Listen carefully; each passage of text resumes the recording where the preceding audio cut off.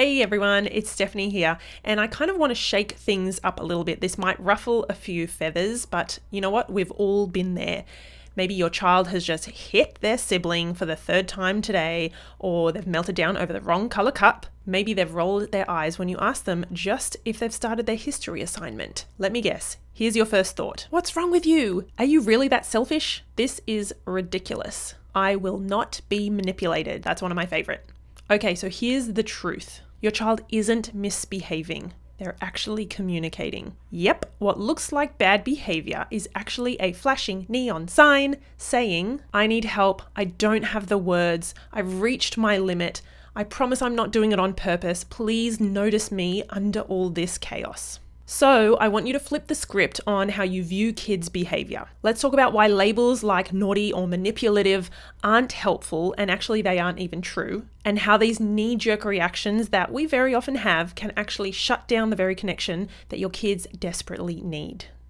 I'm going to show you how to swap out judgment for curiosity, how to spot the need behind the behavior, and how to use emotional intelligence to set kind, strong, shame-free boundaries. Spoiler alert, you can be firm and gentle at the same time, but there is a bit of an art to it. So if you're tired of reacting and yelling, and maybe you kind of feel like your toolbox for parenting is like duct taped together with desperation, then this one is for you. I'm really excited. I think we should dive in.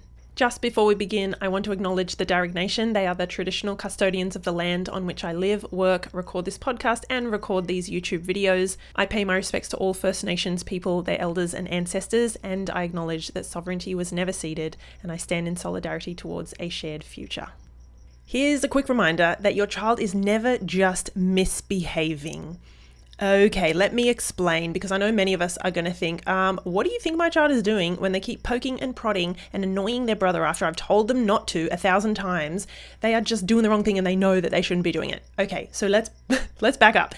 This is what I want to talk to you about today, and I want to just shift your mindset a little bit on it. And obviously everything I talk about is going to be infused with emotional intelligence. So that's like the undercurrent with everything I talk about, okay? So coming back to your child is not ever just misbehaving. I want to say that obviously, for the most part, and I think this is the way that we were raised, like it's generations old, we often label kids' behavior as bad, naughty, manipulative, even misbehaving, attention-seeking, limit testing, like all of those labels we know, I've heard them a million times before, okay? Sometimes on the surface level, I get it. It looks like your child is just trying to get your attention and they're going the wrong way about it. Or it looks like they are trying to be manipulative and really like get that thing that they get the ice cream before dinner or get out of doing their assignment. Whatever it is, I understand that on the surface level, this is the way I used to think, my child is just being a little turd. Like they're just being frustrating, annoying, on purpose, intentional, like they're trying to get what they want and things like that. This is basically classic, the behaviorist view. Like your child's behavior is wrong and bad. You need to shape it. You need to fix it. You need to control it. You need to punish it out of them. Basically, you guys have heard all that stuff, especially if you've watched any of my videos before, or if you've seen any of my, or listened to any of my podcast episodes. I've talked about that a lot, but I just want to maybe remind and give us, like, this is even helpful for me when I come across stuff online or read articles. I'm like, that's just such a good reminder because, you know, we are, I think, bombarded with media and sometimes just like extended family, like in micro moments where we can see that people still have that, that view and that lens on behavior. Okay. What these labels do, bad, manipulative, limit testing, button pushing. Oh my God, that one I forgot to say. What these do just create a whole lot of judgment and then frustration around our kids' behavior. And what that does is it basically blocks our ability to respond with empathy, with emotional intelligence, with some curiosity, and with some understanding. And we often go down the path of like punishment, right? Or consequences to get our child to stop misbehaving and doing that thing they shouldn't be doing. The thing is, when we lead with this judgment, we are much more likely to, as I just said, kind of go down the route of my child needs to stop what they're doing or do what I've asked them. And if they don't, I'm going to punish, I'm going to use a consequence. And basically what that does is disconnect us from our kids. So rather than curiosity, compassion, and emotional intelligence, we just want them to stop what they're doing, stop that annoying thing, cut it out, or get on with the homework, get on with the assignment, get in the car, right? It's very like, seeing this is like very surface level. So I guess that one of the shifts we need to do is, this is something I learned back in my therapy days, but I didn't really understand it. I think I understood like a fraction of it, is that all behavior is communication. But to add on to that, all behavior from my point of view is, it's very often unintentional communication. It's not like our child is, if they're pulling at me, one of my kids are pulling on me and I'm trying to do some emails for work or something, they're not necessarily intentionally going, I'm going to annoy mum to the point where she snaps and then she finally gets off her computer and then does something like plays with me or gives me a snack or makes a sandwich or something. Very often our kids unintentionally, like without thinking, because their brain is so under construction, they will go to the behavior that is like the fastest or easiest or the best that they can muster. It can be whinging and whining. It can be like hurting and hitting, like especially in emotional moments. But that we really need to understand that behavior is just communicating something that our child, has not in that moment got the best way, or they can't muster a more healthy, I don't want to say healthy, mature way to communicate it. So maybe they do want our attention, but maybe they're actually looking for that connection and they want that time with us because we've been working all day. Like it's a much less judgmental way to view the behavior. Okay, so I can stick with the behavior as communication, but I don't want people to think my child is just, or that child is communicating to you that they love having you wrapped around your finger, because the moment they bug you, you come and do what they want. So I don't want people thinking, behavior is just your child trying to tell you, get me what I want, or my brother's annoying me, so I'm going to hit him. Like, it's not that intentional or conscious, really. Instead of thinking, okay, what is wrong with this child, or what is, we need a consequence or a punishment, try asking yourself, what possibly is my child trying to tell me with their behavior, right? It's not looking at it in terms of a misbehavior that needs fixing. It's like, what is my child trying to tell me? What is the unmet need? That's another great question to ask. And what is underneath this behavior, or what emotions? Like, what is that need that they have that isn't being met or addressed in this situation? So what this shift does is, I think it really allows us to see beyond the hitting or the I want to say like the swearing or the constant bugging and pushing buttons, for lack of a better word. I hate those kind of terms. Like, what is beneath that I can help my child with? Because in this moment, they're obviously not doing the best, and they're struggling, and they're probably the frustration or anger or whatever it is building, okay? It could be a need for connection. It could be a need for feeling safe. It could be a need for feeling autonomy and independence. Like, that's when we see kids, maybe they grab something off another and they want to do it themselves. That need for autonomy and choice and control, maybe a need for support as well. So there's lots of we just have to get curious. I love the saying, get curious, not furious, about why is this child behaving that way? Like, I ban you from just looking at the behavior and trying to fix it on the surface level. No more. You're not allowed. But it does really, really help. Okay. It helps us to, that curiosity, I think, brings some compassion and empathy as well. And it makes us think a little bit more deeply about why that person or the child, can be an adult, why are they behaving that way? It also, I talk about this a lot, it helps us take people's behavior way less personally. Think about it. I think I actually had this situation once. This was a couple of years ago when my youngest was quite young. And we heard the ice cream van that drives around the streets. Anyway, we have that in summer. And we had bought a box. I gave in. We bought a box of some kind of ice creams.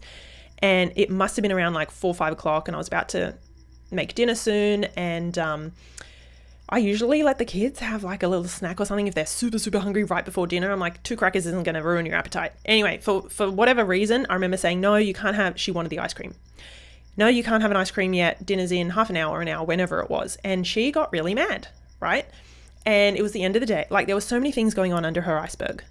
Probably the end of the day, maybe she was, not feeling, maybe she was coming down with a cold or something, or maybe she had not had a great night's sleep the night before, or maybe she had just had an argument with her brother. For whatever reason, there were things going on under her iceberg, and she couldn't tolerate that no and that disappointment, and she really wanted an ice cream. And I had to hold my boundary, right? And she got really mad and said like, "You're so mean, and you never let us have ice cream, and we're gonna start." I don't know. I did not take that personally, even though she said something like, "You're the meanest mummy, you never care about us, and you don't feel like." On another day, on another time, or maybe a few years ago, I would have been like, "How dare you? I feed you 3 meals a day, and I make you snacks," and like I could have taken that really personally because she specifically said, "You're the meanest mummy in the world," or whatever it was, right? So seeing kids' behavior this way just makes you go, huh, she's going through something. And she doesn't have the skills in this point in time to be able to regulate her emotions and nervous system and, make a more thoughtful like request. Maybe if she said, "Can I have half the ice cream now?" And then maybe, I don't know. But do you know what I mean? Like none of that, all of that was gone because she was emotional and because she was young and she must have been 5 at the time or something. I don't know. So responding when our child, I hate the term, misbehaves, or when our child's behavior isn't meeting our expectations or they're doing the thing that we've asked them not to, whatever. Responding with emotional intelligence means we have the ability to pause. We have the ability to get curious. Like we actually have that mental space to like get curious about their behavior. And then we can choose connection and teaching or guiding or problem solving over punishment, correction, consequences, and so on, right? Because we know that pushes our kids further away. I also think that, or I want to say that this approach does not mean we have no boundaries. Like with that example, I didn't give her in and say, "Okay, have an ice cream, go for it." Like we don't need to be doormats. We're allowed to say this isn't healthy, or this isn't what we're doing at the moment, or this is unsafe. And so no, I'm not going to let you X, Y, Z. Like we still get to do that, even though we are responding with love, compassion, kindness, emotional intelligence. It doesn't mean we have no boundaries. It just means if when we're setting boundaries, we do it with empathy and not reactively or with shame or guilt tripping. And that was something, man, I was the best at doing that. I would be the best at shaming the kids. I would sometimes snap and yell, but not all the time. I kind of went into this more like, "How dare you? Like I do so much for you guys, and you are now asking me for an ice cream half an hour before dinner. I've slaved over this dinner. Like there are kids in there are kids overseas who are starving and never get to eat." Like I would have really drilled that in. That was my MO. So I'm not perfect at all. That was a few years ago. Obviously, I don't ever do that now. Sometimes I feel like I want to and I'm really, but yeah, most of the time I'm quite emotionally intelligent, at least with my kids. But yeah, it's a work in progress.